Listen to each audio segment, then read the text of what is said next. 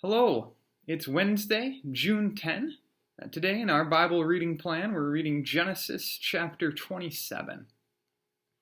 I've got a link to this passage in the description of the video, and I encourage you to read this chapter before listening to me talk about it for a little bit. In Genesis 27, we continue the story of God's work with his people, and the people that God has chosen to work with are the family of Abraham. And more specifically, the family of Isaac at this point. Now, Isaac has two twin sons, Esau and Jacob. Esau is a little bit older, just by moments, but God has declared his intention that he is going to work through Jacob. He's chosen Jacob to continue his purposes instead of Esau. And we don't know why God has done this. It goes against the way the world worked in these times, the way the world often works for us today, in that the first child is kind of the one that will carry on the family legacy in even more ways than everyone else. But even though Jacob is younger, God has chosen Jacob.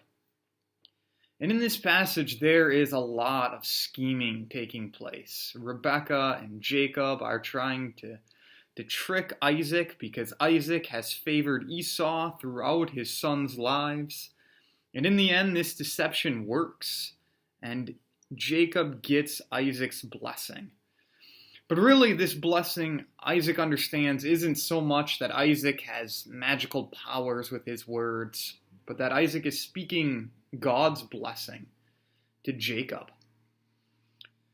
And so through all this messiness of sibling rivalry and parents having different favorite children and all this messed up stuff, God is carrying out his purposes. Now, just because God uses this broken family doesn't mean that their actions are excused. It doesn't mean that it's okay for Rebekah and Jacob to lie to Isaac. It doesn't mean it's right for Isaac and Rebekah to play favorites among their children. Certainly not. But what we see is that even though all of these different people have their different schemes that they're working out, in the end it's really God's purpose that prevails. God has chosen Jacob. God is blessing Jacob.